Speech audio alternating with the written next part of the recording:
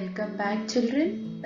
In the first part, we saw adaptation in animals, जिसमें हमने देखा था कि वो अलग अलग टेरिटरीज पे सरवाइव करने के लिए उनके क्या स्पेशल फीचर्स होते हैं। आज हम देखते हैं आगे और इन फीचर्स और क्या और नई बात हम इनके बारे में जान सकते हैं। तो चलो आगे बढ़ते हैं।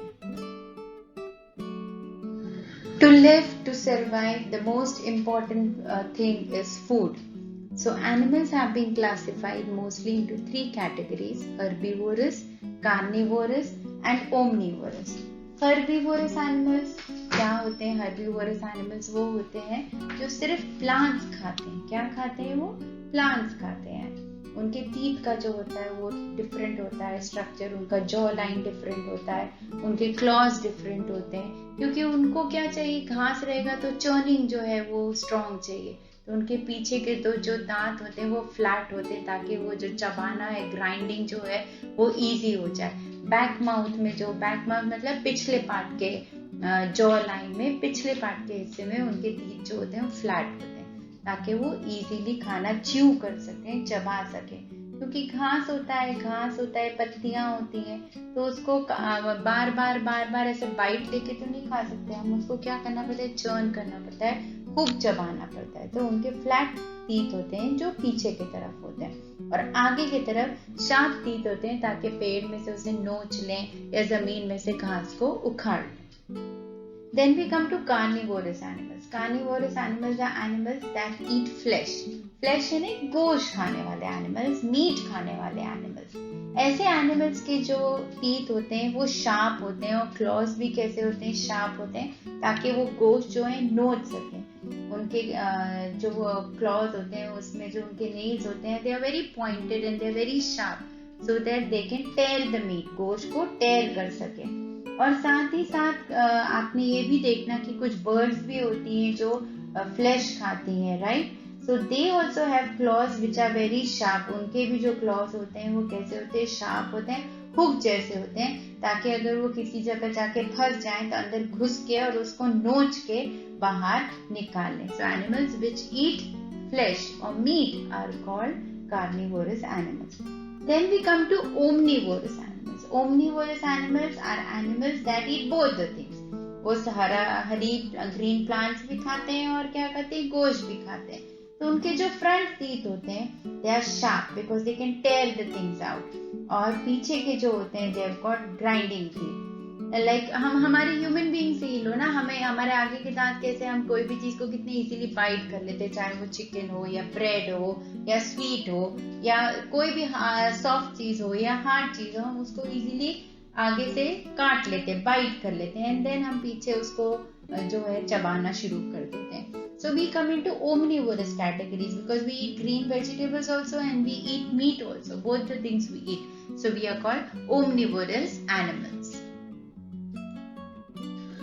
Now we come to parasites. Parasites का क्या होते हैं? Parasites are those organisms which live on or inside, या बॉडी के ऊपर होते हैं या बॉडी के अंदर होते हैं, ठीक है? उन ऑर्गेनिजम्स को क्या बोलते हैं? हम पैरासाइट्स बोलते हैं। लाइक सपोज हमारे बालों में टिक्स, जुएं हो जाती है, लाइस, सॉरी नॉट टिक्स, लाइस हो जाती है। एनिमल्स के बालों में जो जुएं होती हैं उसको हम टिक्स बोलते हैं। तो ऐसी चीजें जो बाहर की तरफ हमारी बॉडी में अटैच हो जाती है उन्हें हम आउटसाइड द बॉडी बोलेंगे। और इनसाइड मतलब कुछ पैरासाइट्स ऐसे होते हैं जो हमारी बॉडी के अंदर जुड़ जाते हैं और उसमें से वो खाना खाना शुरू कर देते हैं। तो जहां से वो खाना लेते हैं उसे हम कहते हैं होस्ट। मतलब लाइक सपोज अगर वो इंसेक्ट मेरे बालों में जुएं हो गई तो मैं होस्ट हुई क्योंकि मुझसे उन्हें खाना मिल रहा है। सो ऐसे ऑर्गेनिजम्स जो दूसरों से खाना लेते हैं तो उसे हम कहते हैं को होस्ट। और सेकेंडली इस तरह के एनिमल्स को हम कहते हैं पैरासाइट्स विच लिव ऑन और inside the body of other animals. बहुत सारे एग्जाम्पल्स हैं इसके, टेपवर्म है, लाइस है, टिक्स है, बहुत सारे एग्जाम्पल्स हैं इसके। स्कैवेंजर्स। स्कैवेंजर्स क्या होते हैं? स्कैवेंजर्स वो एनिमल्स होते हैं जो मरे हुए एनिमल्स को खाते हैं। क्योंकि देखो अब कई बार हादसे में कोई मर जाता है, शिकार करने पे कोई एनिमल मर जाता है, बीमार होने पे एनिमल मर जाता है, तो ऐसे एनिमल्स को खाने के लिए भी अल्लाह ताला ने एनिमल्स बनाए।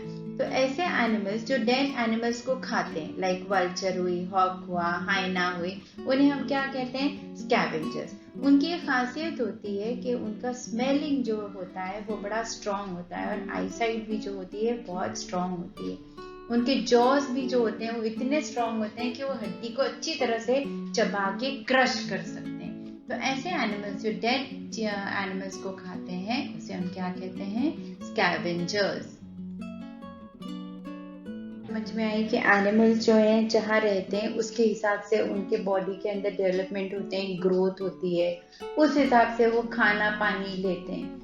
लेकिन क्या आप एक ये चीज जानते हैं कि एनिमल्स को अपनी हिफाजत करने के लिए भी प्रोटेक्ट करने के लिए भी उनके अंदर ये सेंसेस डेवलप होते हैं। लाइक सपोज कई एनिमल्स ऐसे होते हैं जो ग्रुप्स में they move out in groups, because अगर if they're alone, you know, the other animal or the enemy can attack them and kill them. So they always move in groups, they move in herds. So one of the main qualities, some animal they live in herds, एक साथ में रहते हैं, group में रहते हैं.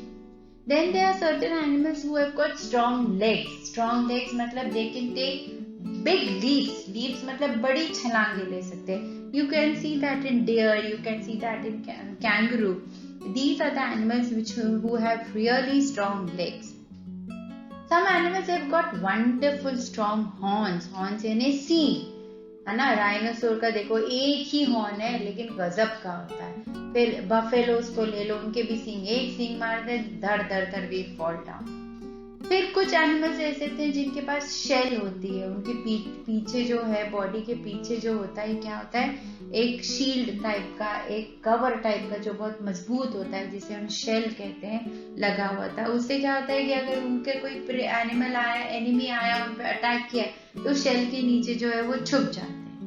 कुछ animals है ना, पॉर्क्यूपाइन, देखना उनके अंदर ना कांटे लगे हुए होते हैं. तो जब कोई एनिमी उनको अटैक करता है तो वो क्या है, अपने बॉडी में से जो कांटे हैं ना उसके ऊपर फेंक देते हैं.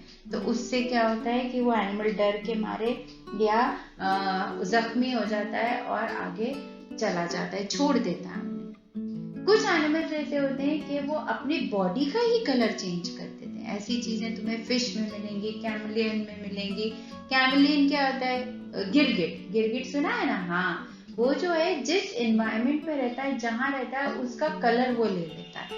तो ऐसी बहुत सारी चीजें हैं एनिमल्स में जो अपने आप को प्रोटेक्ट करने के लिए करती हैं. आगे भी है, देखो मैं तुम्हें अच्छी बातें बताऊंगी. रुको आगे चलते हैं.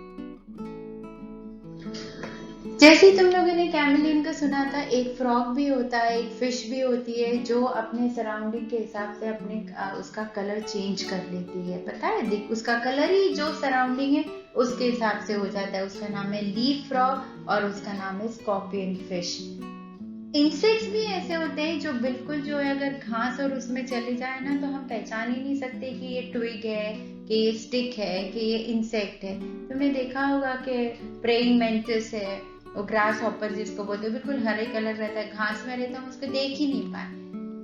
ज़ेब्रा को देख लो, उसके अंदर ब्लैक एंड व्हाइट स्ट्रिप्स होती है कि अगर वो अपने आप को कहीं झाड़ियों में उसमें चला जाए ना, it's really difficult to look for them there. Some animals, अब देखो बर्फ की जगह पे अल्लाह ताला ने बर्फ में रहने वाले एनिमल्स का फर का कलर कैसे दिया, व्हाइट. इमेजिन करो, है ना, व्हाइट कलर कितने जल्दी मडी और डस्टी हो जाता है. लेकिन since they live on ice, उनका जो फर जो है that is very similar to white. So इस तरह से they can protect themselves. Enemy जो है कैन नॉट सी कि भाई ये बर्फ कहाँ है और ये पोलर बेयर कहाँ है. So these are the special features God has gifted to all these animals. एक और तुम्हें बढ़िया एनिमल के बारे में बताती हूँ, वो है कटल फिश, जिसके पास इंक का सैक होता है. मतलब उसके पास एक ऐसा बोरा होता है जिसके अंदर कलर भरा होता है. मान इंक में क्या, blue colour, red colour you can, तो उसके अंदर कलर भरा होता है कि जैसे ही उसे खतरा लगता है वो कलर छोड़ देती है और वहां से भग जाती है. सो ये देखो, ये मतलब this is so unique, this is so different. Then there is a fish called puffer fish. पता है उसकी साइज ओरिजिनली बहुत स्मॉल होती है, but the moment it has been attacked और it finds itself in danger, उसकी size जो है 10 times हो जाती है. वो बलून की जैसे फूल जाती है, मोटी हो जाती है, और जो एनिमी है it runs away. So God has gifted each animal, each features given by God is different for every animal. उनकी जो features है, qualities हैं, वो सब अलग होती है. Frog देख लो, they are very slimy. आप उनको पकड़ने के लिए जाओ तो हाथ से slip हो जाते हैं. So God has given every animal different features to adapt themselves in their habitat. Adaptation in behavior. देखो हमारा भी behavior है, we go to sleep in the night, we get up in the morning, we need lunch, we need breakfast, we need dinner. So जैसे हमारे में behavior होता है, even animals have got a typical behavior. So like some animals since it is very cold, they cannot survive, it's difficult to find food. बहुत ठंड होती है और खाना ढूंढना बहुत मुश्किल होता है क्योंकि खूब ठंडी हवा चल रही है, बर्फ गिरता रहता है.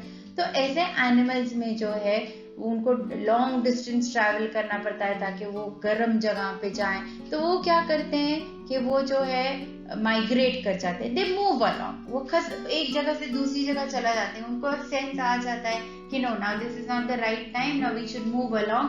यहाँ पे बहुत ठंड हो जाएगी तो हमें ऐसी जगह पे जाना चाहिए जहाँ पे थोड़ी गर्मी हो और हमें खाना भी इजीली अवेलेबल हो. Birds also migrate. चिड़ियाएं भी जो आपको पता है वो माइग्रेट करती हैं, एक जगह से दूसरी जगह चली जाती हैं. So this is, and then they come back. जब वो मौसम उनका चेंज हो जाता है, विंटर खत्म हो जाने लग जाती है, then they come back to their homes.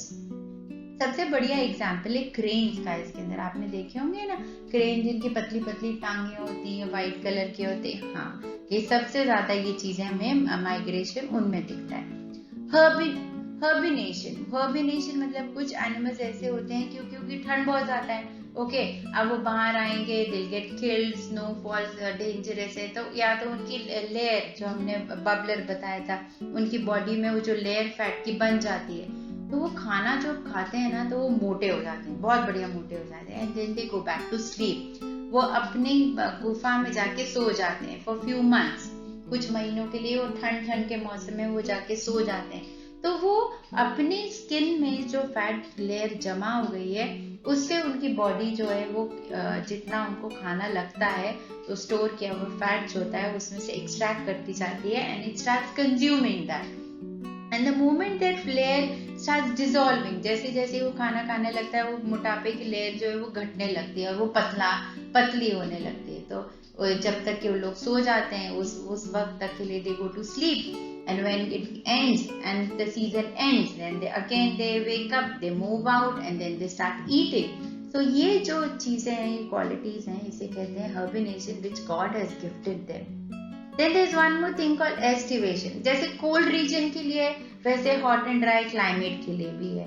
तो ऐसे जगहों पे क्या होता है, जैसे crocodile है, fishes हैं, कुछ हैं वहां पे जहाँ पे बहुत गर्मी होती है, जहाँ का सीजन बहुत ड्राई होता है, तो वो भी क्या है इस सीजन में they like to rest, they go to sleep, they like to sleep. So they take rest in this season and this period of time when they take rest is called estivation. हम क्या कहते हैं इसे? estivation. ये इनका नींद का वक्त होता है जब ये एनिमल सो जाते हैं और ये हमें क्वालिटी किस में नजर आती है? क्रोकोडाइल्स में और लंग फिश में. ये बहुत वक्त तक they go to sleep specially during the hot season, गर्मी के वक्त पे. So these are the qualities which we have read and if we have understood, that is because it makes the animal survive. उनका survival क्या हो जाता है? Easy हो जाता है और बेहतर हो जाता है.